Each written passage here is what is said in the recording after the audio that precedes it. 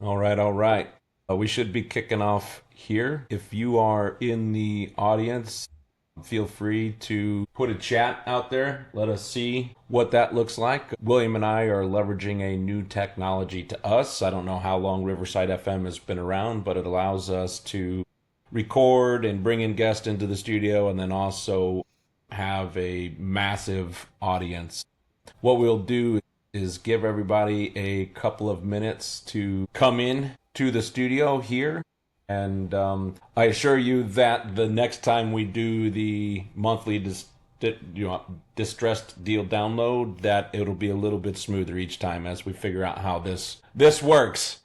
So, but we wanted to get this call on the books for partners, our members, for realtors working with our partners, our members, or directly with us because there's a lot going on in the market. There's a lot going on in the economy. So for us to kind of come out of the trenches, working heads down, every day, I should say every working day, right? Because again, we're life by design type of mentality, but every working day, to come out of the trenches and let everybody know what we're seeing firsthand when we're working directly with all of the institutions, right? And institutions, that's a wide range of institutions because beyond your traditional mortgage servicers and all of the insurers and everybody else behind it, you also have a bunch of additional lien holders and organizations that we're working with. So if you would give us a shout out, where you're coming in from, what part of the country you're coming in from. This is being recorded, and anybody who has registered for this call will get access to the recording, even if they didn't have a chance to make it.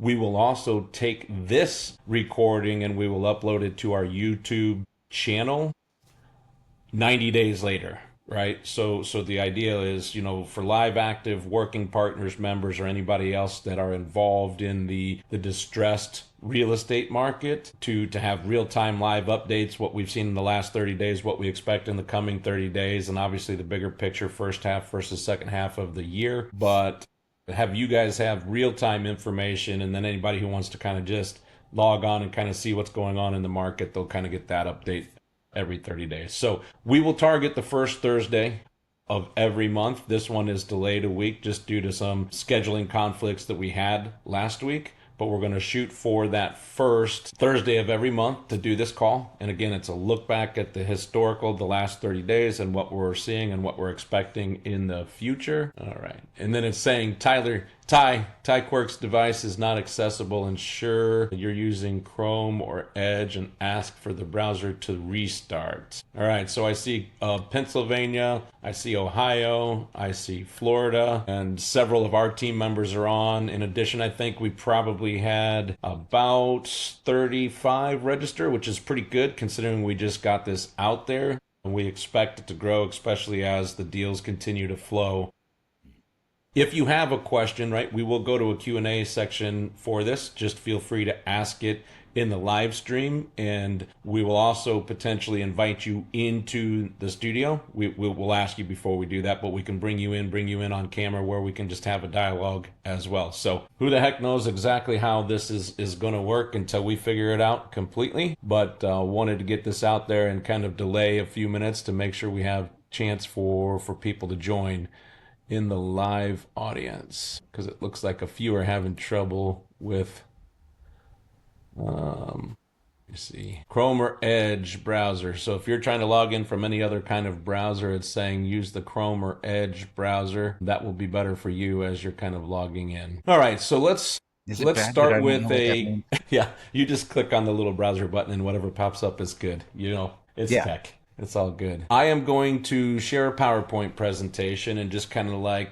semi presentation, semi podcast type of feel. William and I'll just kind of go back and talk about, what we're seeing. I think what's really important to note is kind of the time period that we're in, the time frame we're in. William started, with the distressed markets back in 2000, so well over 25 years ago now that we're into the seventh, almost. Well, no, we're in the eighth month now of August or of 2025. 25 plus years doing nothing but providing solutions, foreclosure for sale type of solutions, and by proximity and by way of being a licensed agent and broker, becoming one of the largest REO brokers in the state of Massachusetts during that GFC period. Right. So the experience is there. And my technical background leading into real estate investing starting in 2016, and then the distinct pivot from just general equity deal chasing, as a direct marketer to sellers and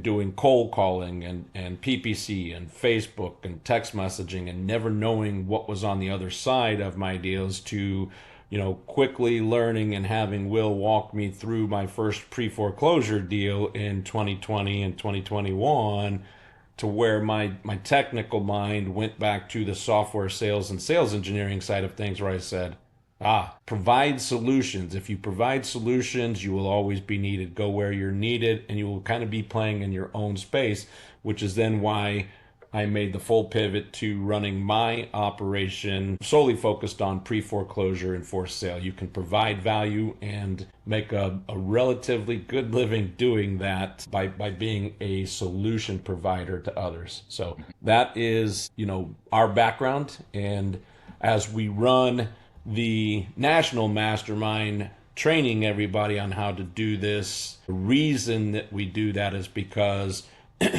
back in 2021, believe it or not, we started talking about doing it because we knew it was coming.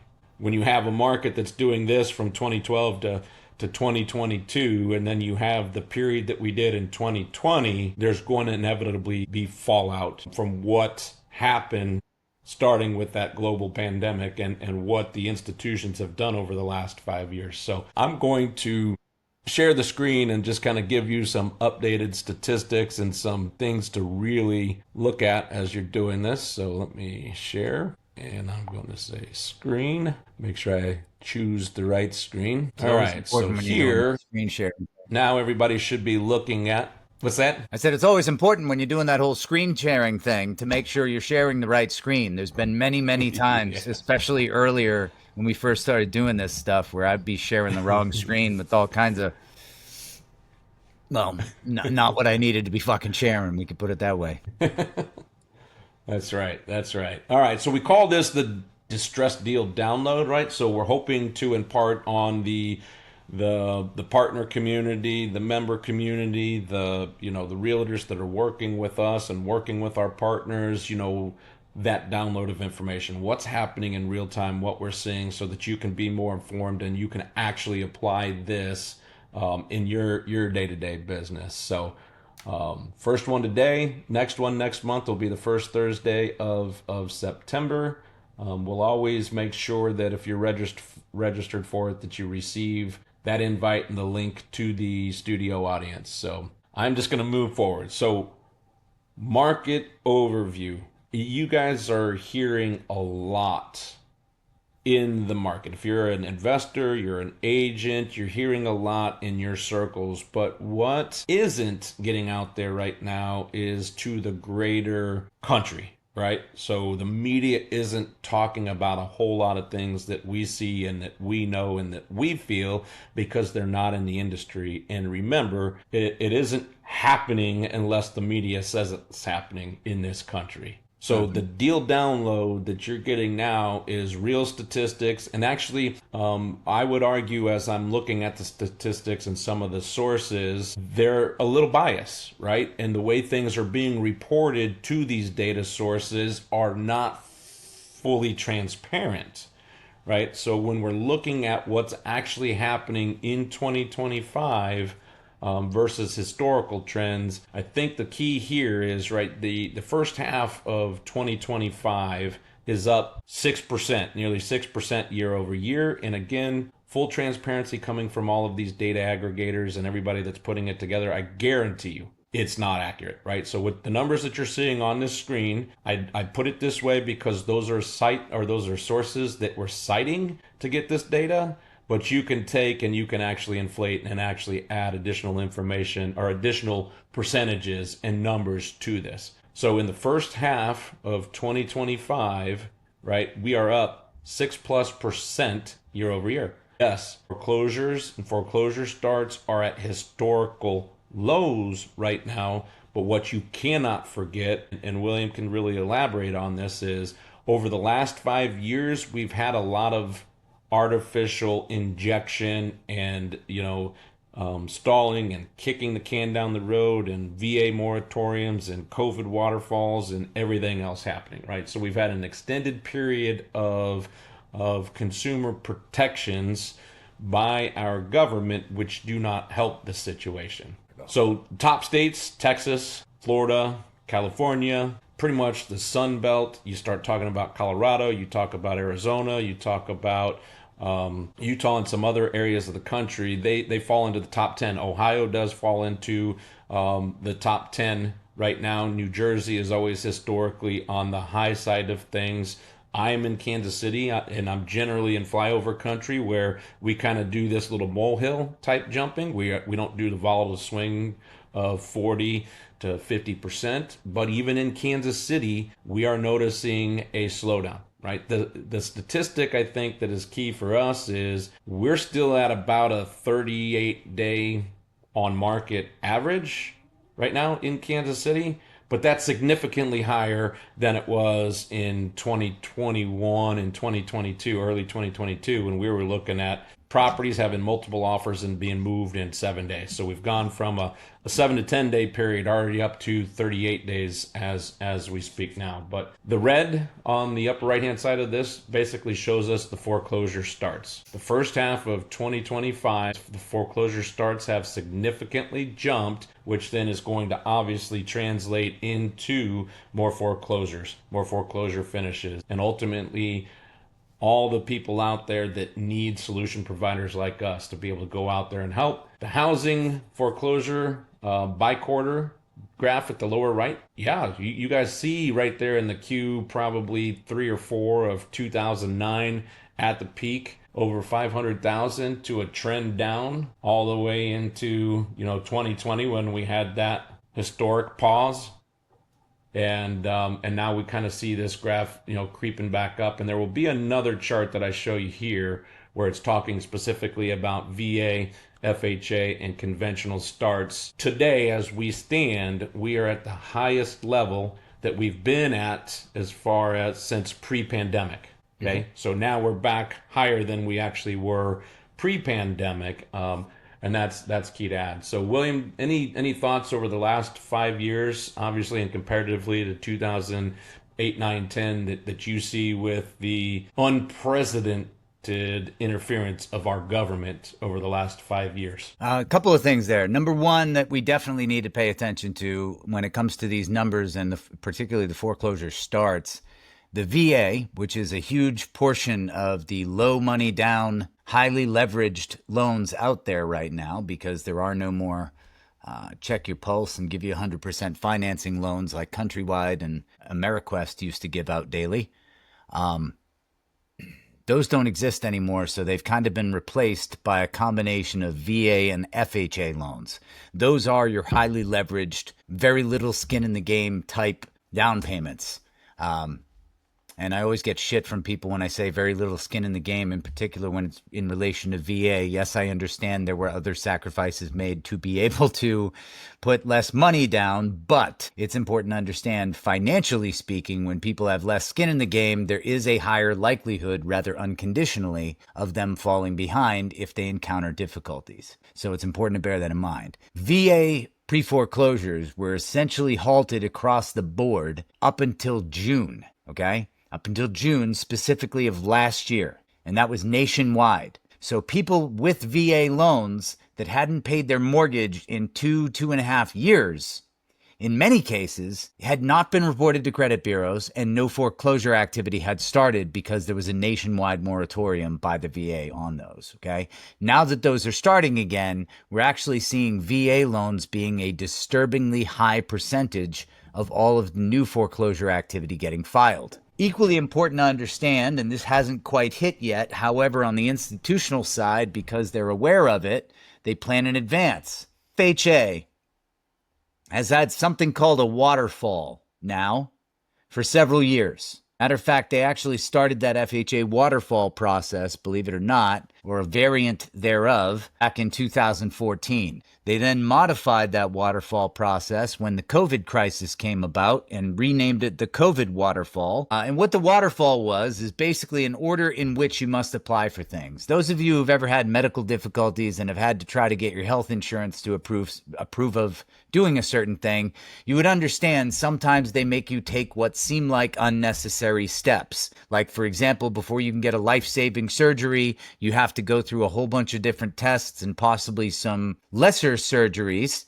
that could be cheaper and easier. And if those don't work, they will then approve the life-saving surgery, but they won't let you just get right to the damn point. Likewise, the waterfall, when it comes to FHA loans, homeowners who have fallen behind and have proactively chosen to sell via short sale or any other form of pre-foreclosure sale, when they apply with their servicer to be able to do so, in many cases they were pushed onto the back burner. They were pushed into a loan modification, a forbearance, or other such programs, and not the short sale. So you had to go through several months of extra crap. The point in all that being, the waterfall goes away next month. September of 2025, the FHA waterfall is dead. It will no longer be here. Because of the fact that that's dead, what ends up happening is it frees up a lot more time for the servicers to actually process those who need a short sale. The workforce, among them, their employees, will now be able to save a lot more time. Picture if wait staff and bartenders didn't have to do any side work, if they didn't have to do anything other than simply serve and get tips, right? Which is not the case. In most cases, they have to do a bunch of other crap. Very, very similarly, when you take some less meaningful and non-income producing tasks off of your staff, you allow them to do more of the stuff that does matter by having them do less of the stuff that never did. That's right. That's right. So let's take a look at the next slide, and one of the things that I think has been really amazing to me is what William's talking about, those loan modifications. I mean, we are seeing FHA borrowers with 3 partial claims. 3 partial claims in the last 5 years to the tune of $60,000, $80,000, $90,000 over the last 5-year period. William talked about the low skin in the game, right? When you have low down payment type of loans where the borrower is not highly leveraged or highly invested in the property, that's an issue. Not only are they potentially 97% leveraged on an FHA, a lot of the incentive money and stimulus money that was given out over the last 5 years was turned into down payment assistance programs. So I could potentially make up that other 3% from one of those down system of payment plans and be 100% into a property that I have no skin in the game. And with the economic warning signs and everything that everybody in this country has experienced, when we put together a hardship letter and we send that hardship letter into the mortgage servicer, every single one of our letters includes the fact that we are in the most inflationary period of pretty much any one of our lifetimes, right? Mm-hmm. As we're working through this. The cost of gas and groceries and utilities and that beautiful portion of the mortgage payment called taxes and insurance. Taxes and insurance are through the roof and going crazy. Mm-hmm. So yes, we had historical low interest rates, and we had an artificially inflated market between 20 and 22. But most households are now paying $600, $700, $800, $900+ more a month in expenses, and with 66% of the U.S. households living paycheck to paycheck, that's something that is not sustainable, and that's what you're seeing going on in the market as we're here today. Economic warning signs. There's always precursors to the housing market. There always is. And I've heard that for a long time, even before I was doing anything real estate wise. Look at auto loan defaults, look at consumer credit card debt, look at bankruptcy filings, and by the way, look at that number on student loan defaults, 31%. If you look at the graph on the right, and you see the graph on the right where we have credit cards, we have student loan, we have auto, and then way down there at the bottom we have home equity lines and mortgages. All of those are trending up, but in particular the precursors to that home issues. Credit card debt. has surpassed, I believe, yeah, $1.2 trillion.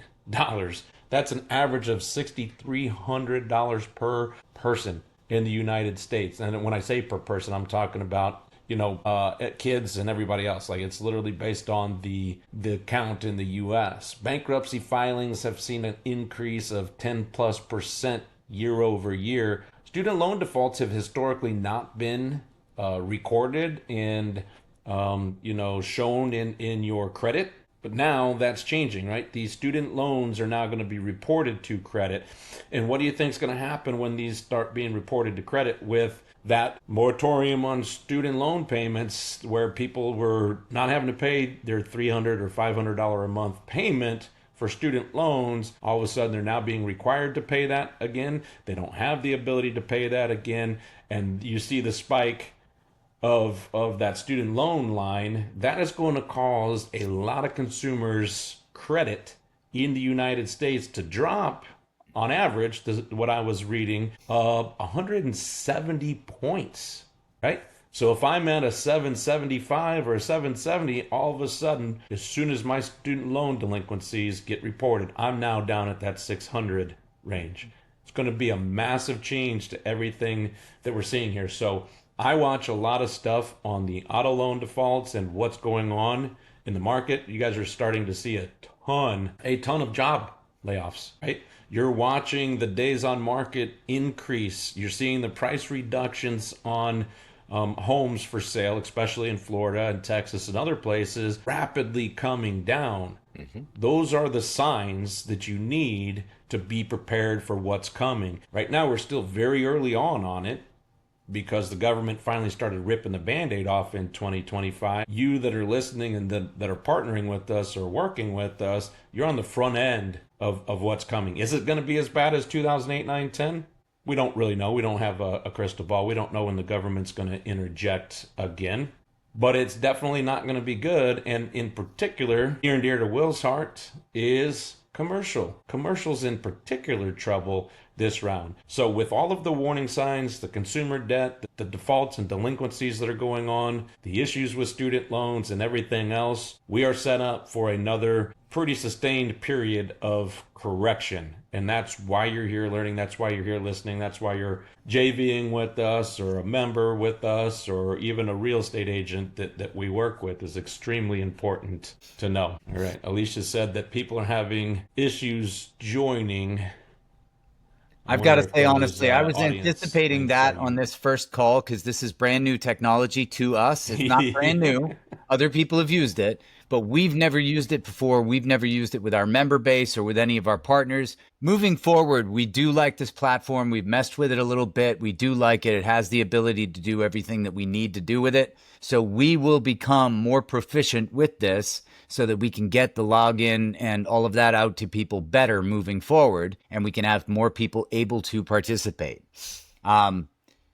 Two things I wanted to quickly touch on when it comes to this particular graph, okay? Number one, when Rick mentions, which he mentioned a few times in this last little rant there, that we don't necessarily know in terms of, is this going to be a repeat of 2008? I'm definitely in agreement. We do not necessarily know. The biggest thing that I'm going to say to that, though, given what I do every single day and have been doing for 25 years, is we're not ready for another correction or another economic event yet.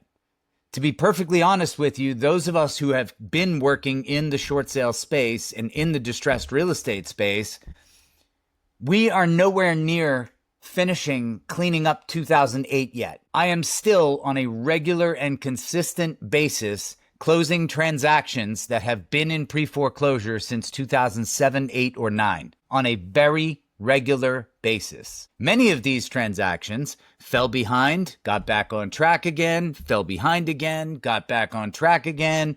It's almost like one of those on again, off again marriages or relationships. We've all known somebody like that at some point in our lives, right? They get along great today and tomorrow they hate each other and it just alternates every other month. We've all seen that before. Very similarly, there are people who make a lifestyle of simply being behind on their bills all the time and living that way. All right. And there are a lot of people who have learned how to navigate that space, and it's kind of become their comfort zone to be in default on many of their bills at any given time. Very important to understand that. The fallout from the 2007-2008 great financial crisis has not been entirely cleaned up yet. I am still actively working dozens of leads here in Florida that fell behind during that last crash. And I'm still working dozens of separate leads in some of my other markets as well. In New England, I have recently closed, in both New Hampshire and Massachusetts, I have recently closed files that first fell behind in 2006. And by recently, I mean this year in 2025, I have closed those deals. So 19 years after they first fell behind on their mortgage, they're finally getting resolution. In one case, the sales price was literally less than the amount that has been spent on paying property taxes by the servicer and the investor. Because of the fact that they paid 18 years in a row of property taxes while actively working to foreclose on this property, the final sales price was less than the gross number that they had paid out in property taxes over the course of that time. The property, of course, had deteriorated, but wild to imagine that. Above and beyond the mortgage that wasn't paid, the interest and principal that were not paid, and the fact that the property was insured at the cost of the investor and servicer the entire time. Very important to understand. Sometimes people are six figures just in property taxes that their servicer or investor has paid on their behalf, let alone the actual arrearage on the loan. Okay? Very important to understand that. As far as these economic warning signs, one thing to pay attention to with that, we all have priorities in life. We all have priorities. We all prioritize some things over other things. No matter how broke somebody gets, generally speaking, they're going to find a way to continue feeding themselves, okay? A mortgage or a rent payment, either way, it's a shelter payment, right? A shelter payment ultimately is typically the very last payment that any given consumer is going to fall behind on. It is treated as their number one priority for most human beings to pay for the roof over their head. Very much right up there with food, right up there with being alive tomorrow, making sure you got a roof over your head. Most places in this country, you can't actually safely live as a homeless person throughout most of the year to begin with.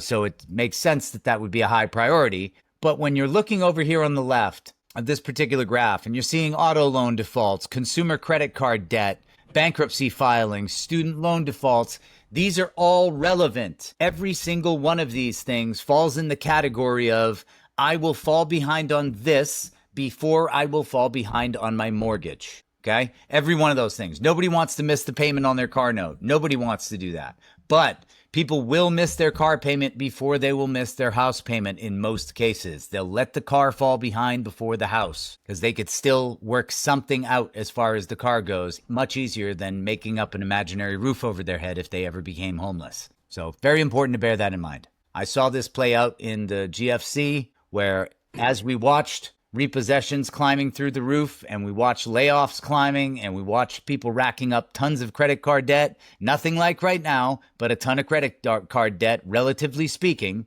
What followed thereafter is this. Pay attention in your own circles. Please, pay attention in your own circles. Pay attention to your own friends, your coworkers, your neighbors, your family members.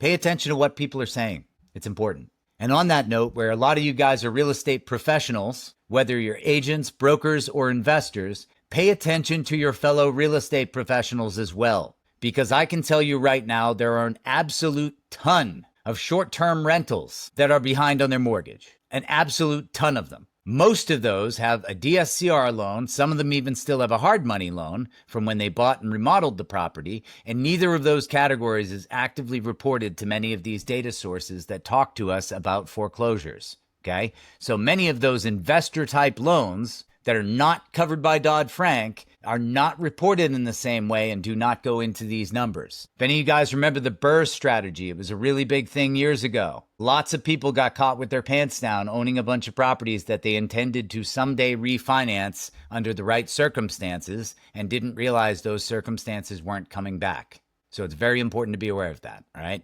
The fact of the matter is, this is a snowball that started to roll down the hill bad enough that it's built up some serious critical momentum. And now it's growing very much all on its own, no matter what we do. No soft landing that the feds and everybody have been telling us. We're definitely beyond that point. And I think it's funny, William talks about the professional, like, perpetual foreclosure type lifestyle. But one of the recent deals that we were working with a partner down in Florida, he brought to us a deal where the homeowner's next payment due date was November of 2006. That's November of 2006 was the first payment that he missed, equating to a reinstatement of $1.3 million in Treasure Island, Florida. He told us that, he was getting kind of hounded between 7 and 10. And then he said that the mortgage servicer just went dark from 10 to like 18. So for an 8-year period, nobody from the mortgage servicing company ever even contacted him. So in that GFC period that is still being cleaned up today, you have those perpetual folks, the love-hate relationship, as William was describing, as a relationship or a marriage that sometimes is on and off again. There were a lot of servicers and a lot of entities that went out of business in the GFC, and mortgage loans, promissory notes were transferred to different servicers and put on the shelf, and they were put on the back burner. They weren't the top priority. They were acquired by that organization. So that's why you still see a lot of that stuff being cleaned up from 2008, in addition to the perpetual, people in foreclosure. So the economic warning signs are showing what we expect. The FHA and VA loan crisis, right? So the default rate, again, not transparently or fully reported, is showing 11%, but it's actually really over 14%. When you actually do the real math, I think the number of FHA loans that are out there right now is about 7.8 million, and there is something close to the tune of 1.5 million FHA loans that are in default today, with a bunch of FHA loans that have some really, really bad loan modifications and partial claims and other things going on, that when the COVID waterfall ends at the end of September, are going to remove a lot of protections from perpetual or habitual people that seek a workout option, right? A workout, some type of resolution. They've been doing loan modifications and things like that. What I love about this graph is a couple things. It really starts to show with the VA delinquency rate is climbing, because we mentioned that moratorium foreclosure starts against owner-occupied VA properties ended already this year. So we're seeing an increase in VA, and FHA are in particular trouble. I'm going to be honest with you, FHA is the single biggest predatory lender in the entire country. It's getting us into this position with subprime type of mortgages that they're backing here, right? But I love the bottom graph here, because it shows you VA has traditionally been historically low, that blue line across the bottom, and ultra low in the 2020 to 25 period. But on the far right, where we're seeing that includes January of 2025, you're seeing that blue line spike quite a bit on the VA. VA foreclosure starts are at the highest level it's ever been in their entire history. That next dark gray kind of charcoal line, that's FHA. And then we have the next line, which is conventional. So the inclusion of all foreclosure starts, when we follow this line all the way over, that takes us to a higher level, right? Since pre-pandemic. We are bumping up into the end of 2019 and 2020 here. This tooth, or this missing tooth here, everybody knows what was happening, right? It was the global pandemic, where the government successfully kicked the can down the road all the way into, right, here's the artificially inflated market. You could sell a house before you even listed it, right here in this particular period. And then in 2022, in June, that was the first Fed rate increase, right? So the Feds increased the rate, and then that gave us that mini recession in the housing market for the second half of 2022. And then we can see how the numbers went from this historically low to kind of coming back up and creeping back up to where we're at the highest period since pre-pandemic. Historically low comparatively, but those economic indicators and all of the protection programs and everything else ending are indicating a trend of nothing but up. So as you're listening to this, it's extremely important that you are prepared to provide solutions, because not many can. We do help pre-foreclosure in equity situations, no equity or low equity situations, sub two, lease option, short sale are the three primary transaction types that we speak of. Combining a short with a sub two as well to get rid of the junior lien positions, those dirty titles that most people would walk away from. Most investors, most real estate agents don't do that, right? Those are the very people that need your help the most. So William, any thoughts on FHA and VA as you're looking at these graphs and kind of seeing what's happening over the last 5 years and historically? Absolutely. Absolutely. A couple of things here. First and foremost, when it comes to FHA and VA loans, it's very important to understand that with the technology they have available and use for these particular loan types, these are some of the riskiest properties you can possibly buy sub two.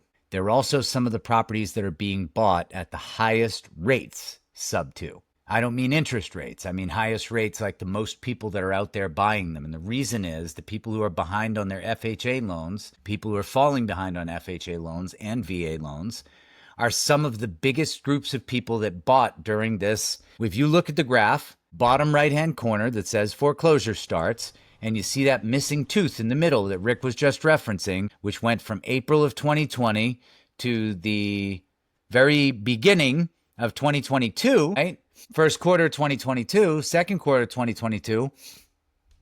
When you look at that, during that time frame, a lot of people fell behind, but a lot of people bought property primarily with either VA or FHA loans. And during COVID, one thing nobody talks about, except for short sale people who actually have to deal with the consequences of it every fucking day, nobody actually talks about it. But during that time frame, 2020 through 2023, as a matter of fact, the FHA and VA appraisal requirements, right? Where there's a different appraisal that is done for VA and FHA loans than there is for a conventional loan or a regular loan, a portfolio loan. FHA and VA appraisals, generally speaking, also consist of an inspection. So they are checking for basic things. If you're a realtor or a real estate agent, real estate broker, you may have heard of buyers getting turned down for an FHA or VA loan on a specific property because something in the 4-point inspection, which is going to be your electrical, plumbing, mechanical, and structural,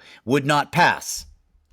Okay? I've heard of things such as properties being turned down for a VA or FHA loan because of exterior peeling paint that was suspected of possibly being lead paint. I've heard of these loans being turned down because at the time the appraisal was conducted, which was also an inspection, the handrail on the stairs to walk from the first floor to the second floor was too loose. That's one of the items that is literally right on the checklist for these appraisers. Okay? Well, because of all the 6-foot distancing bullshit and the masks and all the other lovely stuff that came out during that time, many of these appraisers stopped actually entering the houses. So they would do the work where they pulled the comps. They'd pulled the sold properties that had sold in recent times surrounding the property that fit within the standard appraisal criteria, meaning they were reasonably comparable to the solds, size-wise, location-wise, all of that. But they stopped doing the inspection portion because of the whole not wanting to spread contagious illness thing,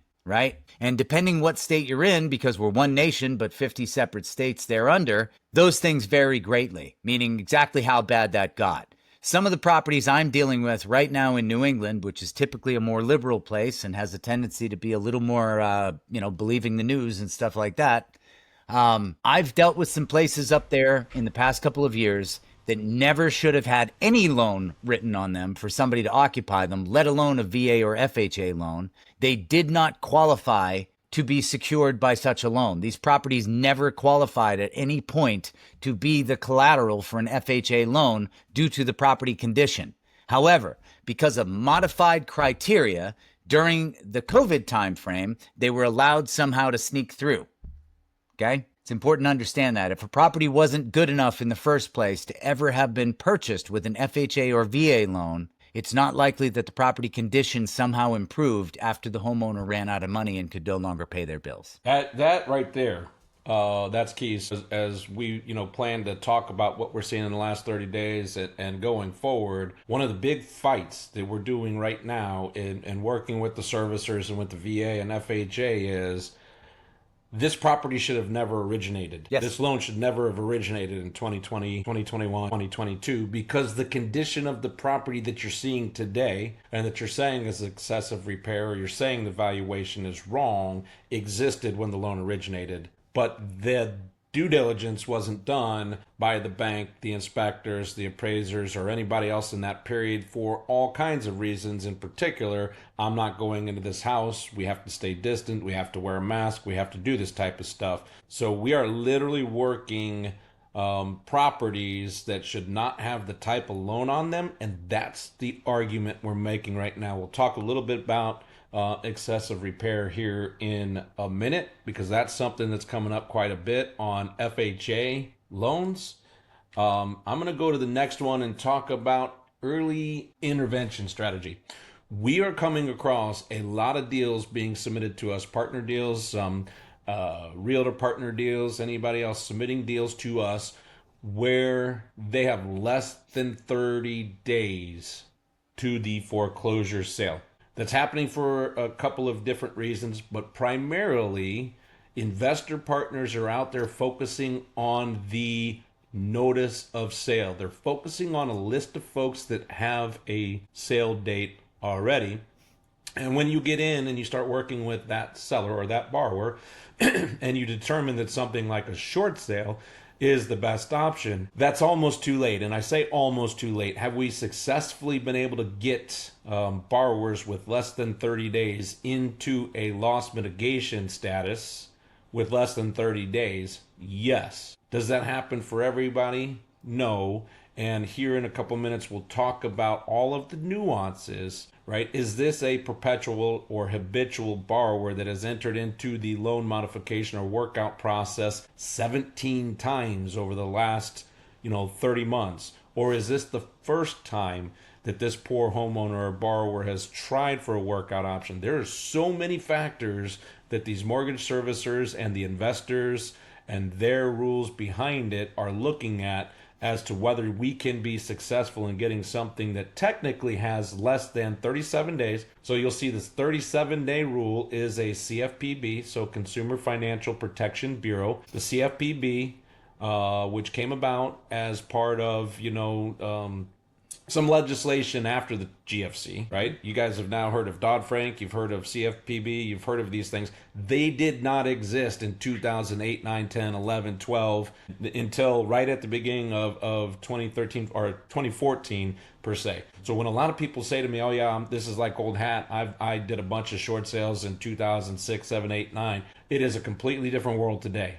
With the CFPB and with Dodd-Frank and with all of these other things going on, it is not your mother's or a Young Williams short sales from 2006, 7, 8, 9. So a lot of the rules, the regulations, and guidelines have changed. So the 37-day rule, the CFPB says, if a full workout packet is submitted to a mortgage servicer with 37 plus days, they are required to stop and review the packet, right? They need to work it and try and earnestly get to a workout option. Anything less than that, it is way up in the air as to what they're going to do. And then you put in all of the other factors that could be part of it.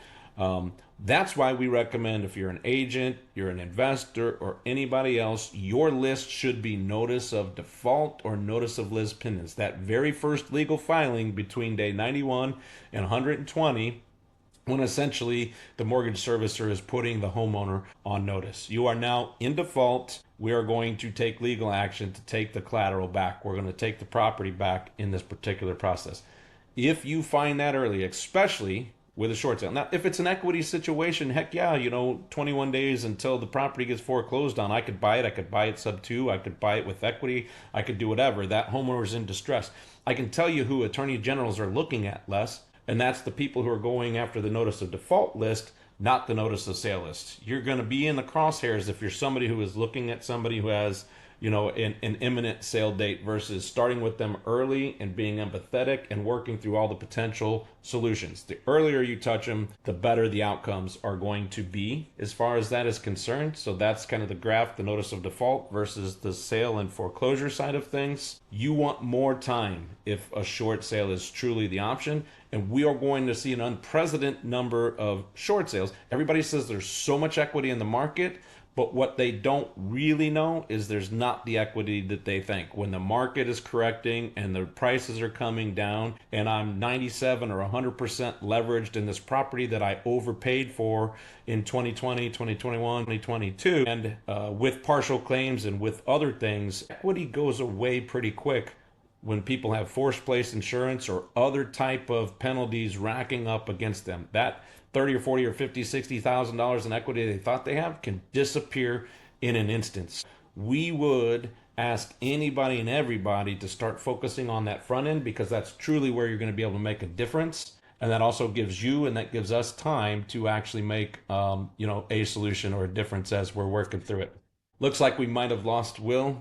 He's been having some internet connectivity problem. We'll see him back. So we just reviewed the 37-day rule, the 30 days, the CFPB, less than 37 days. If it's less than 37 days, we've had partners, we've had realtors, we've had others, get a bit frustrated with us when we're at the 2-week mark and we get a file submitted to us. And one of the things that I think is important is, we've got 3-digit type of number of files working right now.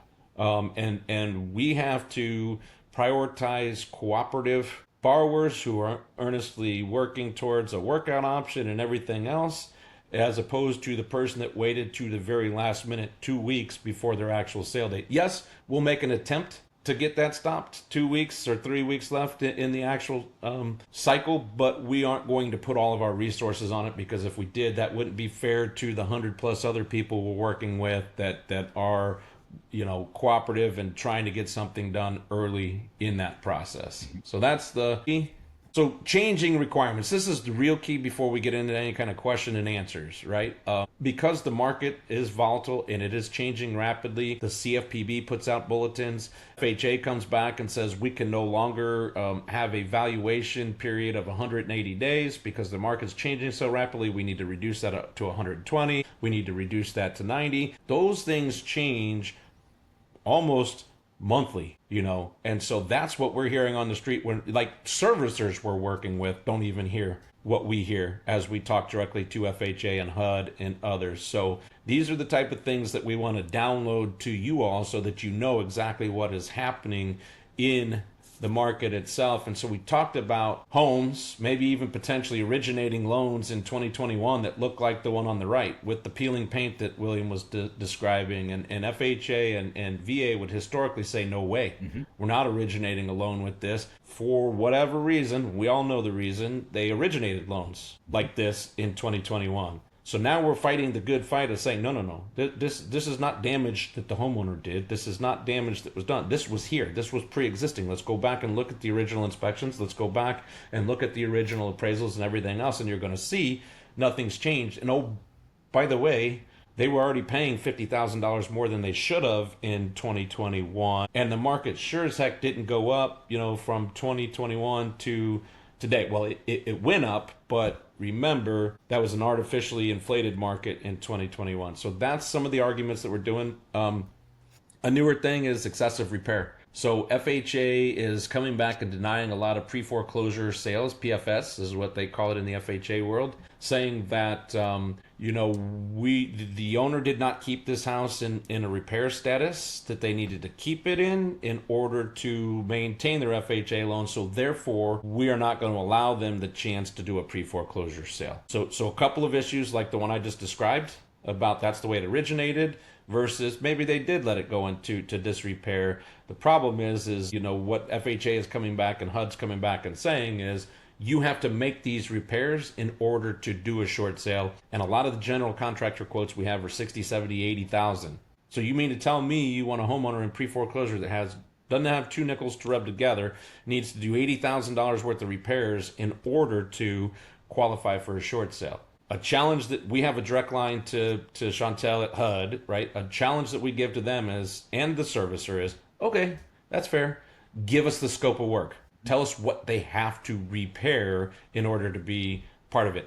The servicer or HUD, neither of them can actually give us a scope of repair. So that's our initial fight, and fighting with them that you are violating the 8th Amendment of the Constitution. Excessive fine, excessive punishment, excessive bail. Go look up the 8th Amendment. That's how we're winning on these right now. So those are two big things that are happening. We expect the CFPB, although a skeleton crew of the CFPB, because they were doged at the beginning of this year. CFPB took a massive hit. USDA took a massive hit. HUD's expected to have their force reduced by about half, from about 8,800 down to somewhere around 4,500 employees. That's going to change what's happening over the next 5 years with response time, with people that know what they're doing and being able to get this type of stuff through. So what are, William, obviously with the excessive repair and with the origination of loans in the 2020 to 2022 period that should have never happened based on the condition of the property, what are some other things that we're seeing, over the last 30 days and over the next 30 days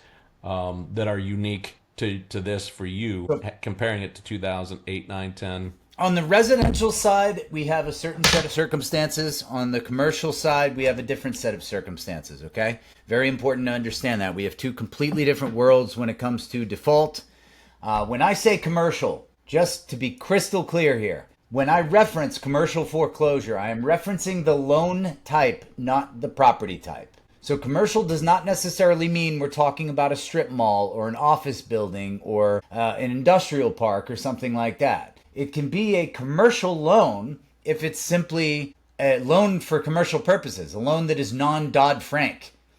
Those of you on this call who are investors, if you go out and get hard money loans on properties for like a fix and flip, for example, that is a commercial loan. Okay? It is a loan for commercial purposes, not for residential purposes. So those are supposed to be foreclosed as a commercial loan because of the fact that they do not involve consumer protection at all. The buyer, borrower, owner is not a consumer. They are an investor. They're engaged in the active business. Their involvement with that property was for business purposes to begin with. Okay? So important to understand this. On the commercial side, things are moving a lot faster in most states than anticipated, meaning the foreclosure itself is occurring faster. From the day it's filed until the day it's fully foreclosed in most states is happening faster now than it was 2 or 3 years ago. And that is because of a drastic uptick in commercial defaults along with all other forms of defaults. Okay? On the residential side, much like we're all seeing in 100 different ways right now. Matter of fact, 5 minutes before this call started, I hate admitting this in front of Rick, but I can admit it in front of all kinds of people. I actually had a wonderful conversation with what turned out to be a fucking AI bot for a good couple of minutes before I even got on this call, which was a little on the surprising side, to be honest with you. But anyway, those AI bots at this point in time are reviewing and approving people for loan modifications. They are reviewing and approving people for forbearance plans that the people never requested. So you get a borrower that's 90 days behind, or that's 6 months behind, or sometimes 2 years behind, and they randomly get a letter in the mail that they were not expecting from their financial institution telling them that they have been pre-qualified for some form of loan modification, forbearance, or other alternative financial arrangement to resolve their challenges, at least on a temporary basis. Okay? What's unique is that they didn't necessarily apply for it. We had a person here in the Tampa Bay, Florida area last year, very beginning of last year, end of the year before, that was caught for PPP loan fraud. Okay? This person was caught defrauding the federal government of more than $600,000. Yes, I love them. And they got approved while in prison, not like while going to prison or while on trial, but while sitting in prison, they got approved for a loan mod on their owner-occupied house. What's most adorable about this is this particular individual was living in a halfway house when they reached out to us, having been released from prison in the state of Missouri, right next to where my partner Rick here is out in Kansas, okay? The property is in Tampa Bay, Florida. It's in a community about a half an hour north of Tampa. The individual homeowner was approved for an FHA owner-occupied loan modification while in prison. Received the letter at the halfway house in Missouri and accepted it. She's, I don't know, 6, 7 states away from Florida at the time that she accepted the loan modification. They allowed it to move forward. She wasn't living there at all. She accepted a owner-occupied loan modification. Above and beyond that, the property condition was downright terrible. This was not an occupiable house. This was not fit for human habitation at all. I walked the property personally. There were literally raccoons living in that house. And it got approved for an FHA owner-occupied loan mod that was issued by a robot without the borrower even asking. This practice is increasing and only increasing. Every month that goes by, we're seeing more and more and more people being approved for loan mods they didn't even apply for. Very important to bear that in mind, okay? Because it does have tangible effects on our business. So yeah, I mean, we had servicers, we still have servicers calling the borrowers around us, which that's one of the first things we instruct is don't answer the phone, right? We have servicers calling and doing loan modifications that they are technically not allowed to do because they're vacant or non-owner occupied that have been done. The COVID waterfall protections are ending. What do you think are going to happen with all of those modifications that were done over the last 4 years or so? Conditions. This is something you will hear us reference all the time. When we are working with you and we ask you, hey, is this a C1, 2, 3, 4, 5, or 6? You better look at a uniform appraisal that you have, and you better study these definitions and understand what these definitions are. C1 is essentially a new build. C6 is damn near a teardown, or basically a teardown. Understand what those are. Investors on this call, investor short sales, C4, 5, 6, as you're getting into 4.5, 5, and 6, that's where you want to be if you think you're going to get a substantial discount. Retail short sales anywhere from C1 all the way up to C3. When I say retail, that's where you're going to get an owner occupant as opposed to an investor that's focused on the numbers. This is critical. If you are an investor bringing us deals and you're bringing us C1 or C2 and you think you're going to get a massive discount, that's just not the way short sales work, right? We've got to change that mentality right away and understand, yep, this is a short sale situation. It might be a newer home, but it's because they're an FHA loan and they're 97 to 100%, leveraged into this property and the market just isn't supporting a sale. I'm going to bow out. There's no way I'm going to be able to make money on this as an investor because there's just not enough damage, issues, repair to get a deep enough discount to where the servicer or FHA or VA HUD or Freddie or Ginnie or any of them want that property back. Believe it or not, they don't want them all back. They don't want a C5 or C6 property back. When we're talking to you, when you're a realtor, when you're an investor, when you're looking at the property, understand what the condition is as you're submitting it to us. We will talk about this nonstop. The submission form that we use, that you've all used or will use, or your partner has used as they're working with us, is very key, right? The reason we're asking for borrower information, the address of the subject property, the borrower mailing address, why are we doing this, right? We want to know if it's owner occupied. We want to know if it's vacant. We want to know who's in the property. The best time to call. What are the foreclosure details, right? This is where we want that financial information. How far behind are they? Critical to a short sale, especially, is the as-is value, right? So you have to become very good at understanding what the ARV is, what the repairs are, what the as-is value is, because essentially that's what that appraiser is going to look for. That BPO agent or the FHA or VA as-is appraiser is literally giving an as-is, what is the current value of this property without the repairs made to it. We see partners submit things to us all the time where it's like ARV's 300,000, repairs 50,000, and the as-is value is 175, and we're like, what's 175 plus 50? Doesn't get you anywhere close, right, to that 300,000. So you've got to be very realistic and understand. That's the reason we're asking you for ARV, repair numbers, what kind of repairs does it need, what's the past due balance because, what is the arrearage, how do we catch them up, is this a sub 2, a lease option, a short sale, is this a short sale sub 2 combo, Next up, any junior liens, right? These homeowners conveniently forget that they signed a homeowner benefit agreement, or they conveniently forget that they have a second mortgage, or, oh yeah, the city's been after me for the last 4 years. I've just been ignoring them, or I haven't paid my taxes, or whatever it may be. These junior liens, we are very good at settling out. We just closed a property when I was in Colorado a week and a half ago that, when it originally started, had 7 junior positions. 7. Real estate agents and investors would look at this house that is clearly upside down and see that it's got 7 junior positions, including an IRS lien and an American Express and everything else, and say, crumble it up, throw it away, I can't do anything with it. Those are the people that you want to be helping, because with us and the community, you have the ability to actually solve those challenges and make that 6% or make a spread when you're actually working with the property. So, is there anybody in the house? We ask, have you walked the property, for a very apparent reason, right? Are we just speculating because I'm doing virtual wholesaling and I'm thinking that this sounds like a short sale, but I've never stepped foot in property, so I don't know how it smells. I can't really feel the humidity in the air or whatever else that's going on, because this will change our urgency.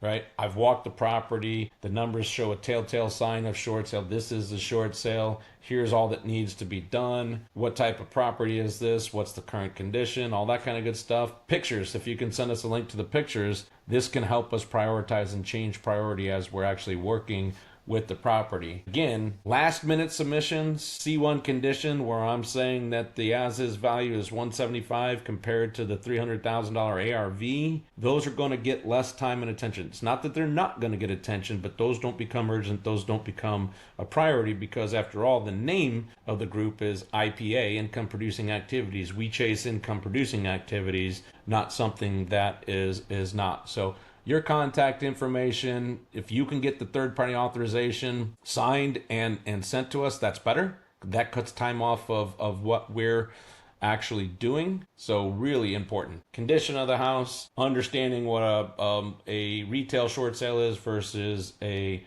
like these banks just aren't, like, people equate a short sale. They think it's a fire sale. Oh, the bank's going to approve a short sale. I'm going to get this for 20 cents on the dollar. And that's just not how they work. They have checks and balances with licensed agents and licensed appraisers and licensed, all these unique parties involved in the process. They have the checks and balances to where they're going to be fairly close, right, to what the actual as-is value is. And then the last thing to talk about in here is making sure everybody understands it's not just the servicer. The servicer is not the bank. Often, sometimes the servicer or the bank can be their own servicer. You got to understand in a short sale that you have a lot of disparate organizations that are involved in the decision, and they have a say in the decision. They actually have a legitimate right. Ultimately, it's the investor. You'll hear us refer to an investor. That investor is the bank, the note holder, the note owner. That is the bank. Oftentimes not the mortgage servicer, Freedom Mortgage, Carrington, ShellPoint. When you start hearing us talking about servicers, when they don't own the notes, now you have two unique parties. Is this an FHA, Freddie, Ginnie, what kind of loan is this? Now you have potentially government-backed loans or insured loans. And then you have this beautiful LTV of less than 80-20, and we got to get an MI company involved, mortgage insurance company. So MI companies can be separate of those government entities. Now you have 4 different entities that have the ability to stamp an approval or say no on an actual short sale. And better than that, or better yet, you have FHA loans that originated in this loan pool in 2012 that are governed by different rules than FHA loans that originated in 2022. So when it comes to the rules, regulations, and guidelines and understanding the nuances of how to actually operate in a short sale, that's where we come in. I mean, the very first thing that we ask the mortgage servicer is who's the investor and what is their policy? What is their policy on junior liens and everything else? So this is kind of how these work and where our expertise comes in and working directly with these banks.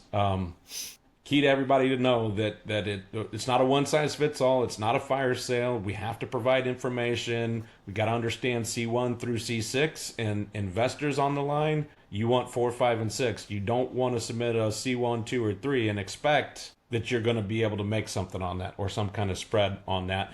Real estate agents that we're working with, you are the agent. Local partners, local investors, you are the feet, the boots on the ground, the feet on the street. When we're having issues communicating with that borrower or getting cooperation from that borrower, we're going to ask you to get involved. Real estate agents, do what you would normally do. Don't wait for us. You contact the seller, you get the listing agreement, you chase them like you normally would, you chase them for a key, you put a lockbox on the house, you do all that type of stuff. You don't need our permission to do what you would do in a normal listing. The beauty is this is just a normal listing to you with a little bit of guidance from us, right? Maybe how to put it on, how long to put it on for, what maybe some of the descriptions are and things like that. But you don't wait for us to get signature on a listing or on a contract or reaching out. There's nothing that says you can't communicate with the borrower. You should with the borrower and homeowner. So we want to make sure that that's abundantly clear because we have a lot of partners and a lot of agents that will be cautious and they'll just be like, sit back and wait. And I'm like, well, how come we haven't gotten this property listed in 10 days? Oh, well, I haven't contacted the seller, or I don't have a key, or I don't, well, how would you normally get a key from a regular retail sale? I'd go after that homeowner, after that borrower. I'd get a key and put a lockbox on and do that type of stuff. You want to put combination lockboxes on, not super boxes or anything that's overly complex to get in and that requires a real estate agent to get in, because you want investors to be able to walk the properties too, especially on C4, 5, and 6. So these are just some of the expectations that'll make, working with and getting a lot more of these deals across the line. If a licensed real estate agent that is NAR certified on short sales has a success rate of about 5 to 10% on their short sales, our success rate literally is well over 70%. And I'm not talking about the ones that are submitted to us 2 days or 2 weeks before the sale date. I'm talking about where everything is in the right line and going. You will get well over 75% of these things across the line because we have the strategies and techniques to kick the can down the road, reopen short sales, and to get to the next valuation, to the next appraisal, and things like that. So just trust and jump in and do your job where you're asked to do it, and then also support us when we're actually working through it. And you'll be able to serve this entire community, and you can actually do it with confidence. You should be able to say to anybody that you're talking to empathetically, I or my team behind me can help you. We will get this stuff done for you. Will, anything to add on the key stakeholders or any of the other things we just talked about before we open it up and see if there's any questions? I do see a question coming in from Vince that we'll answer here in a second. I think you did a phenomenal job on it, honestly, and I really don't have anything else to contribute right now other than to simply say, moving forward, I do believe that these calls will be a little more, a little quicker, a little more compact. This being the first one and this being the first time we've ever used this particular technology, and first time that all of you guys have ever used it with us, including students, partners, etc. This is a brand new experience for us, so it's a little less than the usual smoothness. And both Rick and I have been doing quite a bit of traveling all over the place this particular summer, so we kind of slapped this together a little more hastily than we usually do most things. But wanted to make sure to get it out there and get this in front of people, because what we have found, this was essentially to be basically an FAQ, like a frequently asked questions. You go to most websites or read through most pamphlets or brochures or anything like that.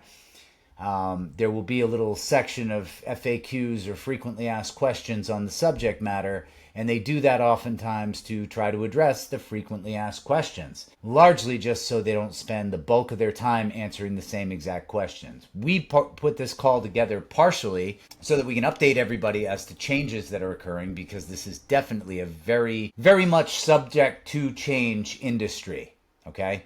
The rules, regulations, and guidelines can change at any time. They're just man-made arbitrary rules by organizations and institutions that have a certain role in mortgage servicing and in default servicing.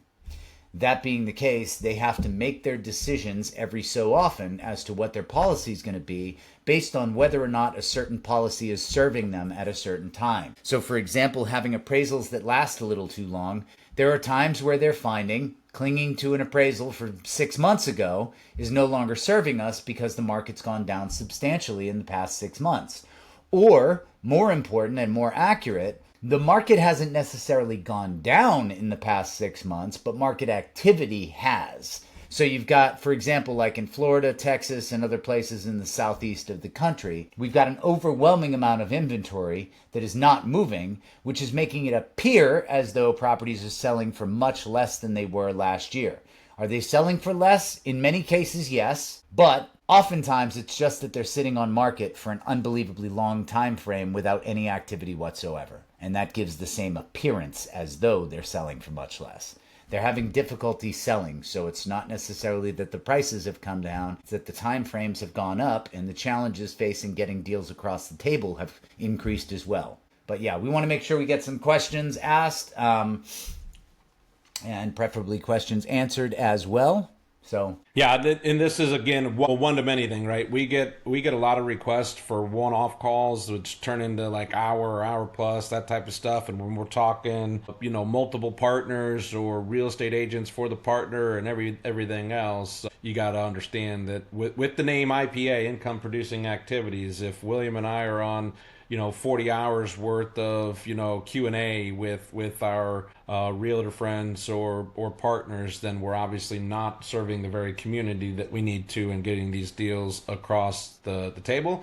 So if for some reason you don't get a response from us, it's better to text our CRM because that's where our team is monitoring and watching than texting us directly or being a little bit more understanding that, hey, once a month I'm going to get on and ask all the questions I have over my last 30 days worth of work instead of trying to hop on the phone with these guys one off because we don't have the time. It's not that we're not social and that we don't want to talk to you, or well, maybe I'm a little more social than Will, but that we don't want to talk everybody's to you. more social than I It's am. just we simply don't have the time in the day to do it and serve the community that we need to serve. Vince, you're asking, are these actually being generated by lenders or are they scams? Help me understand that the context of that question. Was that when we were talking about some of the modifications or the calls going to the borrowers directly from people pretending to work for the servicer, trying to get in the middle of it, or what's the context of that question? Because yes, we are seeing scams. We're seeing a lot of scams. We're seeing a lot of people charge $1,500 to talk to the servicer and do a loan modification and then never contact the servicer. Period. Like we're literally dealing with that in a couple of places in Kansas City right now. That is going on. Any questions? Toss that into I can't see the the older live ones. I don't stream. know what happened I'm not exactly, sure. but I know I got kicked out of this thing at some point Well, because you dropped off. yeah, my Yeah, you got kicked whatever out. happened here, it's like raining outside or something like that. I can't really tell. I haven't been outside in an hour and a half, but something's going on outside that made this a little shaky. Made my internet signal a little shaky. So I dropped out, and there was actually a bunch of crap in the chat. Now, a lot of that stuff was just answering the quick question of like, where are you coming in from? And, how do you know us? That type of thing. But I don't know if there were any other questions at that time. The only one I see right now is Vince's question. And if we're referencing the loan mods, in most cases, those are actually being generated by the lenders. There are a lot of scams out there that revolve around pre-foreclosure, the very same way that you got scams out there of a million different varieties, and those are only getting worse as well with AI. A lot of people have figured out that they can use AI to scam people. So they got these calls, for example, where they target certain people, convince them of things, and try to take money from them. Loan mods are a very, very common scam. That does not mean everybody who does loan mods for a living is a scam artist, but many states actually have laws now, and possibly even legal departments, aimed specifically at targeting individuals who are taking advantage of people who are looking for a loan mod or interested in a loan mod. I'm not 100% sure. I can't actually see. Again, guys, we're not super familiar with this technology. I can't actually see exactly who's on the call other than me and Rick. I only know that me and Rick are here. I'm assuming Vince is here because I see Vince's comment in the chat right now. I don't see anybody else's comments in there at the moment. I know I saw a comment from Joey earlier who is likely to be here, but I'm not 100% sure. Who's this? Yeah, Who's that? Hi is asking the question. I don't know who Hi is. Hi, identify yourself. Hi. Are you a bot? that William was just referencing? Oh, it's Luke. Okay. Oh, it's Luke. Okay. Yeah, this is yeah. This is in they have like the studio mode where you can invite guests in, and then you can have like, 1,000 audience members and all that kind of good stuff. So if you're in the audience, that's where you can actually, you can actually ask questions and do that type of stuff. And at one point I had tested it with the team. I know there's a way I can pull people in from the audience into the studio, which I plan to do in the future, so we can have like live you on camera asking questions and dialoguing and stuff like that. And I was getting ready to hit send and put it in the chat. Post up any questions you have. I mean, it can be deal specific. Just obviously don't reference the deal and use people by name and stuff like that. It's like, hey, we're at this stage of the game. What's going on? How can I find out status, or what do I need to understand? The key is to understand that we're working the deal until we tell you we're not. Right? Our team is working on it. We're working with the servicers. We might be punting the short sale in the back burner until the valuation period expires and all that kind of good stuff.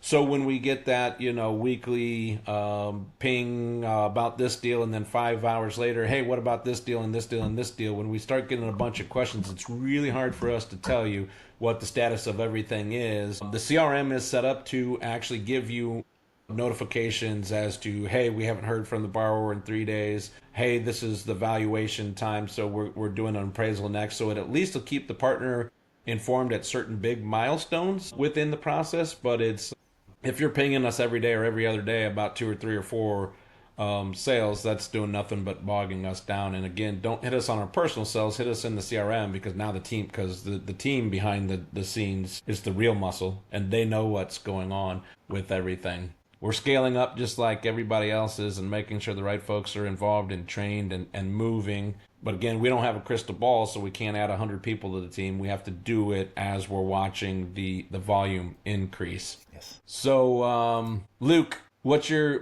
question outside of coming off of mute and asking? I know you're over there in Pennsylvania, which the entire state of Pennsylvania is a great state for pre-foreclosure solutions and being able to monetize those pre-foreclosure solutions. What questions are out there? Anybody have anything? I didn't plant any questions in the audience. I didn't even put together an FAQ document. We can talk based on experience, what we're seeing and what we're feeling with all of the different agents and partners we're working with. But I don't want to talk about my feelings. My therapist has already been making me do that too much. That's right. We could just go on a podcast type rant, but we would much rather make sure we're here serving you and answering questions, because we can't do it every day.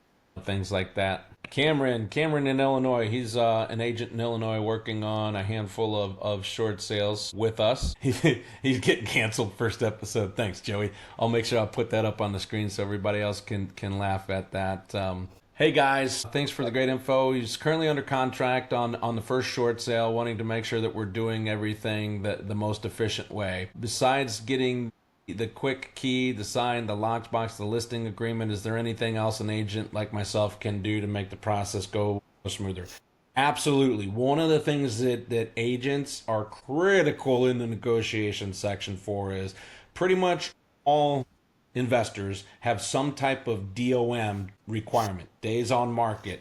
Conventionals could be 5. FHA and VA require a minimum of 15. And when I say 15 days on market, technically that is after the approval to participate. Okay, I could list it on the market for 15 days right now, but if I don't have ATP, they don't really count that. Okay, so there are times where you'll see us put something under contract, we'll submit it to the servicer, and we'll get the appraisal ordered and all that kind of good stuff, and we have to do a mutual release or cancellation, depending on what state you're in and what your MLS rules are, that allow this property to actually collect the appropriate DOM or CDOM, because one of the things the servicer asks for is that MLS data sheet. That's why they ask for it. They want to make sure that we've met that minimum requirement. So in that process, when the property is live, as the agent, it's better to just kind of say, hey, we're in the short sale, we're in the live period, we're doing that type of stuff right now. So just kind of give us an idea of where you'd be at price-wise. Don't take the time to write a contract.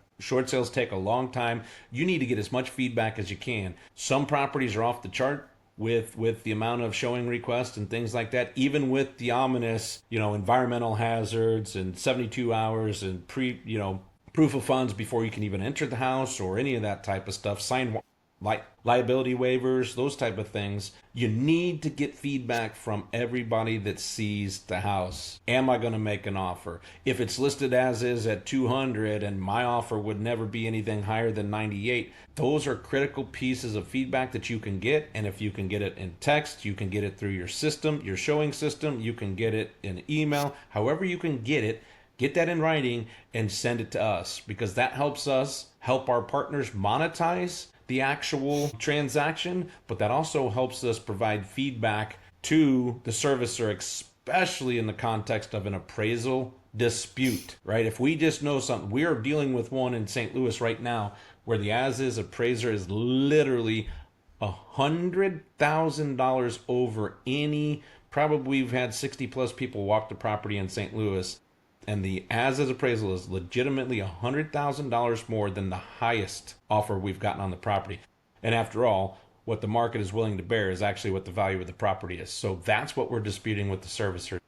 Yeah, Cameron, that's a great question. You're just keep doing what you would normally do to sell a house. Like, after all, you want to sell the house, you want to get 4, 5, 6%. We always submit 6% for our agents. Sometimes the servicers come back and dictate 5%. Sometimes they come back and dictate 4%. Or 4% for dual agent. We are always going to fight for the maximum, and what you're going to find is most of the time the servicers don't care. So you just do your regular real estate transaction and understand that we're beating up the banks and institutions behind the scenes, but we need market feedback to provide. So great question. Anything you'd add to that, William? What else can a realtor do to make it smooth for us? I would say, honestly, one of the biggest things that realtors can do, which is something that realtors generally do anyway in most of their business, is going to be in their rapport with the seller. The realtor is usually going to be the one who has the most direct in-person contact with the seller. So it's very important to be able to keep the seller on board, keep the seller informed, keep the seller, feeling like they're doing business with you. Realistically, the agents generally have a better overall opportunity to stay in contact with the sellers than we do. That's just the reality. A lot of times when they reach out to us, it's important to understand, when they reach out to us, we're asking them for bank statements, we're asking them for pay stubs, we're asking them for private, pertinent information on their financials. And a lot of times we're not the most enjoyable conversation. It's kind of like going to the doctor's office for certain people, right? They'll talk to us, they'll provide the answers to what we need.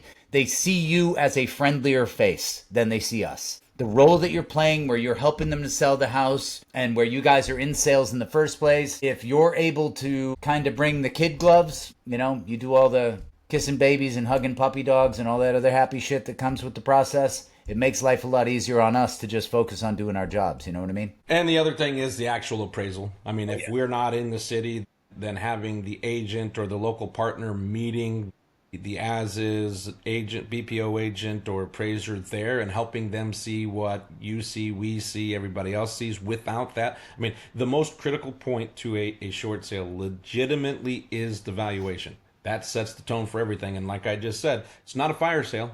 I don't get to set the price. The buyer doesn't get to set the price. The investor doesn't get to set the price. It's all based off of that as-is value. So that is critical to it. And where I mentioned $100,000 over any offer in the market, you can better believe that in this case it's a reverse mortgage, a Heckam reverse mortgage, that they're saying you guys are nuts if you think we're going to take $100,000 off. And we've disputed it through our teeth as much as we can. We said, sorry, the FHA appraisal that came out and did that valuation must not have eaten their Wheaties that day. It's a completely subjective opinion. They missed things. That's what we're actually disputing when it comes to that. So Robert asks a question. Can we talk about the timelines in this particular market? It's hard to say a timeline. Your average short sale is 4 to 6 months, right? It all depends on cooperation, having the ducks in a row. Is this their first workout option? Is their 17th workout option? Is there an issue with the appraisal? Is there an issue, what is actually going on? But if we say it's a clean short sale, everything's in a line just based on getting all of that information that William said. And I had this distinct visual when William said, we're kind of like the doctor, where, I just got the turn your head and cough visual when he was saying that. That's the way the borrower looks at us, is stop invading my privacy. Well, we have to have this information or a short sale is not possible. So timeline, average 4 to 6 months. Yes. We had one just recently in Kansas City approved, and from start to finish in 60 days. Okay. So 60 days can be on the fast side. My very, very, very, very, very first short sale was 24 and 3 appraisals at the time that the appraisals were good for 6 months at a time. 6 months, Longest right? Six, individual short that's sale where the I've real ever battle done was was 4 years. putting it on the shelf. Sorry, I did. My timing sucks, and I cut you off. Yeah, no, you're good.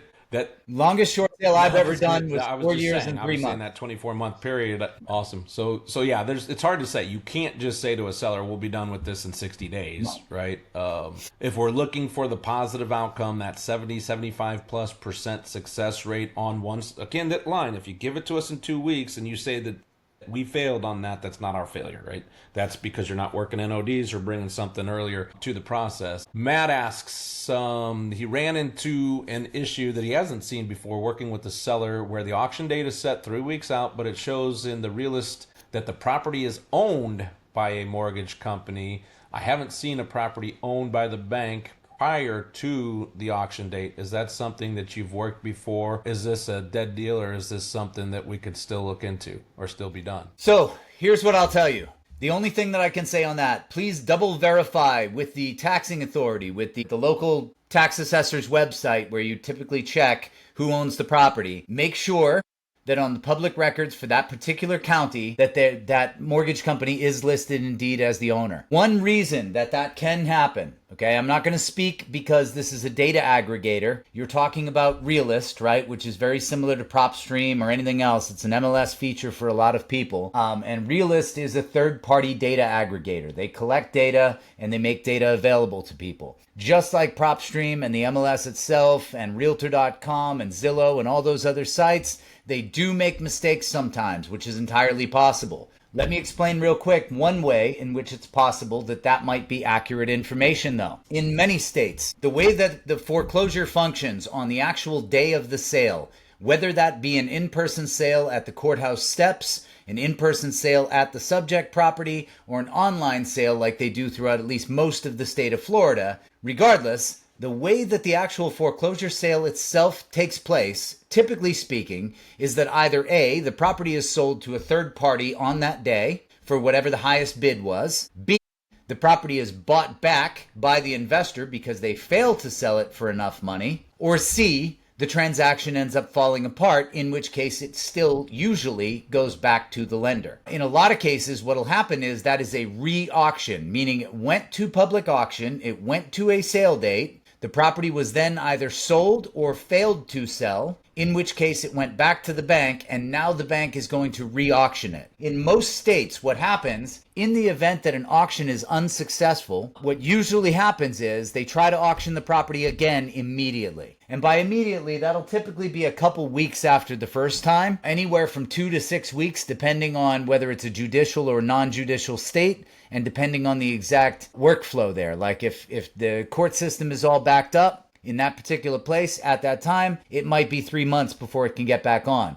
In some cases, the bank, the mortgage company, the servicer, or the mortgage insurance company may have to own the property during that time and take full responsibility for it. So in many cases, if you're seeing it listed in Realist as being owned by the mortgage company already, that may have already happened. That transfer may have already taken place. In a lot of other cases, just being very, very blunt with you about it, we have had a lot of people being approached for a deed in lieu when a short sale's not going right. We're at the point in the market right now, we're at the phase in the market right now where a lot of institutions, a lot of sellers, a lot of servicers, a lot of lenders and servicers, not sellers, are potentially interested in taking a property via deed in lieu instead of accepting a short sale because it gives them additional options when it comes to insurance and other forms of recompensation when they lose some money on it. It also gives them the option to cook their books a little bit and report that property as being worth either more or less, or the debt situation as being more beneficial or less beneficial, depending what will benefit them for their tax purposes or for their year-end borrowing purposes if they're looking to borrow against any of their other assets. So it's very important to understand they may simply be posturing. That very often happens. So a question that we've got, and this was from an investor, trying to relay to their agent the correct answer, right? So what happens if we get to the end and nobody is budging and the house does get foreclosed on? right? It's going to happen. It's inevitable. I mean, at least 25% in the right circumstances where all the stars don't align are going to go back to the bank. What do you counsel, right? Like Rick or Will can't call up every individual seller and counsel them on this. Everybody, every single homeowner, almost probably 98% of the homeowners I talk to are like, oh my gosh, the auction day is today.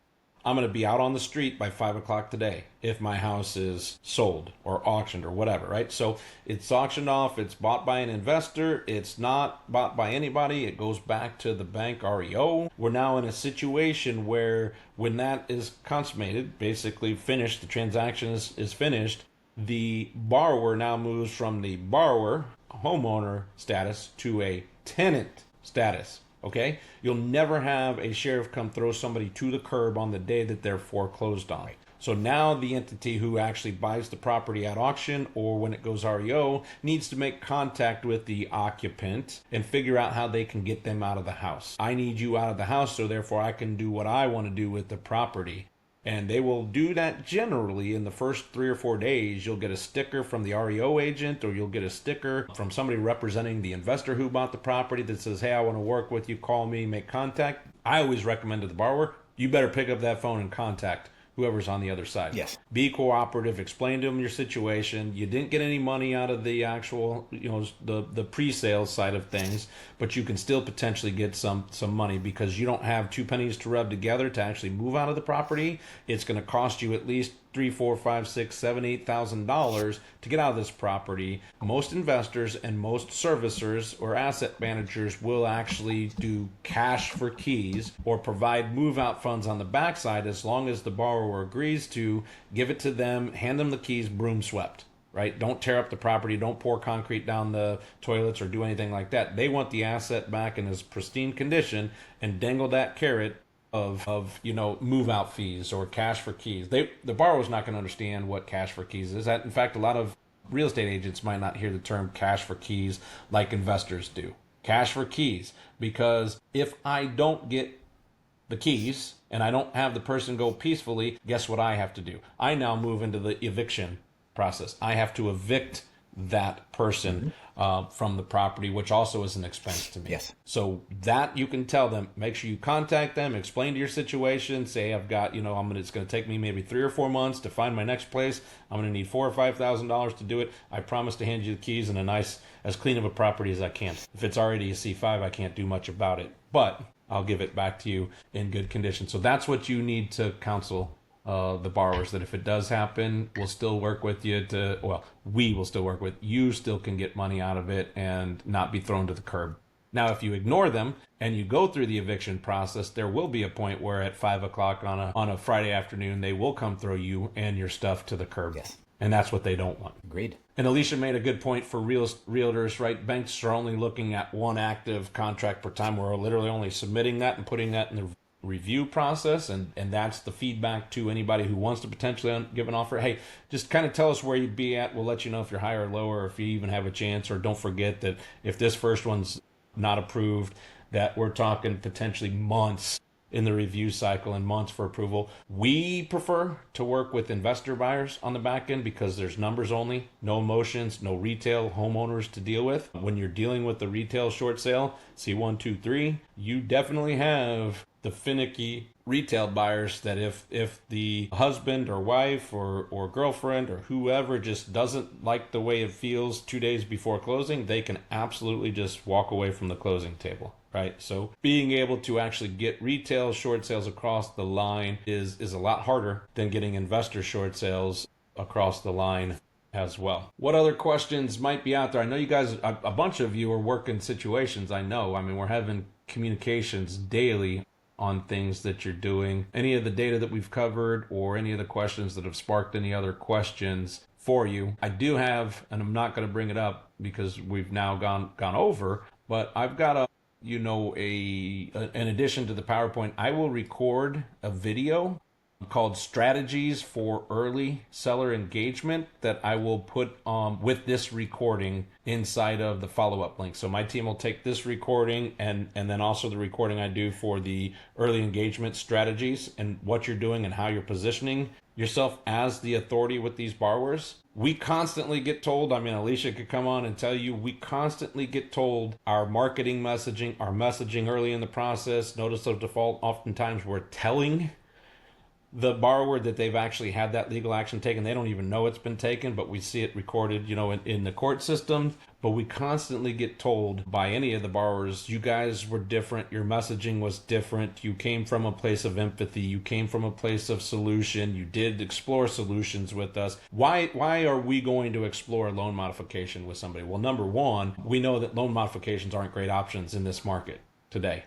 Loan modifications are terrible in this market because most people have a 2.9, 3.0, whatever percent rate on their mortgage, and current economic rates are 6.5 to 7.5, and that does the opposite effect of what the borrower needs, right? It actually increases their payments. And we're working with one right now where the financial situation truly was temporary, and they're actually in a better place financially than they were when they went into default. So loan modifications, 80% of loan modifications fail in the first 3 years, with the majority of them failing in the first 3 months, which is the trial period. If you have somebody that says, hey, thanks Matt, hey, thanks Vince, hey, thanks Luke, hey, thanks Rick, hey, whoever, I'm working with my bank, I got it. Most investors and most agents will literally crumble it up, throw it away, and never go back. You just lost gold right there. You need to bring them back into the fold, and you need to have your automation sequence follow up with them, loan modification automation sequence that is checking in on them every couple of weeks. Hey, this is Rick just checking in on you. How are things going with the bank? How are things going? Because they run into the same brick walls that everybody runs into, and they don't know how to navigate those brick walls. We know how to go in and make sure we're talking to the right person in the servicers. Many of you probably don't know this. The servicers will change your customer service phone number on your mortgage statement after the first missed payment. It no longer goes from the generic customer service number. It now becomes the collection number. They don't tell you that. You get your mortgage statement, you're like, oh, I need to call customer service and see what I can do. You just went to a department whose only job and sole job is to collect from you. They don't want to work anything out. They get measured. Their KPIs are how quickly can I get off the phone with this person and can I collect a check from this person? Mm-hmm. They're oftentimes, a collection department is at odds with a loss mitigation department and a servicer. They don't like each other. They have two completely different goals when it comes to this. So just being able to get to the right person within the servicer is the first challenge. And then what I instructed somebody down in Arizona yesterday to do was, when you get on the phone with the person, ask them what department they're with. Yes. Don't even wait. Don't hesitate. Hey, so what department are you? Is this loss mitigation? Oh, no, your collections? I need you to transfer me to loss mitigation. Yes. You're going to get a completely different conversation with a collections person versus a loss mitigation person. So there's a lot of different nuances to this, and that's what you should keep in mind when you're talking through, I can't do the loan modification for you. I'm not going to take the time to call your servicer and do the loan modification, but I can be authorized third party, and they know that it is unbelievable how many times we get authorized third party or TPA with somebody who wants to do a loan mod, and all of a sudden the bank's calling them, right? They could never get to the right person. They could never get anywhere, and all of a sudden they see, us authorized. Hey, lo and behold, hey, guess what? I got a call. You don't say, because they saw somebody who knows what they're doing getting authorized on the loan, and they're gonna work with the borrower a lot more. I mean, we constantly see that. We don't do the loan modification for them, but I know that if I'm treating them right and there's a transaction that's needed in the end, they're going to come back to me. Yes. So don't throw those leads away. I just wanted to piggyback. I'm not piggyback. Awesome. Yeah, piggy bank. I don't know what the fuck I said that for. Not 100% sure if this was previously said, but very important to bear in mind. Because of the fact that there are multiple different departments at every servicer, every MI company, every mortgage company, every investor, the borrower is sometimes hearing something from a completely different department that has a vested interest in getting a certain message across. So the collections department or the foreclosure department might be proactively, deliberately instilling fear in that borrower or seller and making them feel as though they're out of time, or making them feel as though we're not processing the short sale or whatever, they're not in the short sale department. They are bold-faced lying to the consumer deliberately to stir up fear. Very important to understand that. It happens on a regular basis, and quite frankly, it turns into a massive waste of time for us at times when dealing with certain institutions because of how badly and how frequently they lie to the consumers. We then have to turn around and fix that information, which can be a mess at times. Right. I don't see any other questions going once, going twice, and we will try to answer as much as we can if you're texting our CRM, because the team's looking at it and the team is phenomenal and the team actually knows the answer to a lot of the questions. Right? It doesn't even have to get to us, and if they don't know the answer, they post it in our Slack channel and we come back and we actually answer it as well. We'll clean this up again, try and get the partner call, the monthly partner call, where we're downloading what's going on in the market and the industry, the first Thursday of every month to clip right at about an hour. I will have learned a little bit more where I can bring an audience member into the studio to have conversations. We might invite specific audience members in. We'll give you a heads up beforehand, so that you can be all prettied up on camera and all that kind of good stuff, where we might come in and have a dialogue about a specific situation that we're working with, just as an educational standpoint. But we will clean it up and we'll get this out there to you. You will get a link from our CRM, which will take you into the e-learning portal, which will allow you to have access to this recording and any transcriptions of this recording. And then, as I promised, I will record an effective early engagement strategies we've got to take, and we've got to get after these deals early in the process and stop waiting to the sale date. If there's nothing else, Will, you got anything else? No, I'm good. I'm all pumped up with coffee and ready to kick some ass for the rest of the day. Definitely have some goals. Oh, good. Let's go. Let's go make some calls. We're going to go remove some liens. Cameron, I got to get on the phone with MV and a couple of others that are interfering in the deal, but we will get it lined up for the buyers as they come back into the country at the end of this month. So we're working on all these things and all these timelines. We will get it wrapped up. As always, submit your deals through the partner submission form and be in communication with us via the CRM or Slack channel if you have direct access to us via Slack. And until then, thanks for everybody attending, and be on the lookout for the recordings. Take care, everybody. Catch you soon.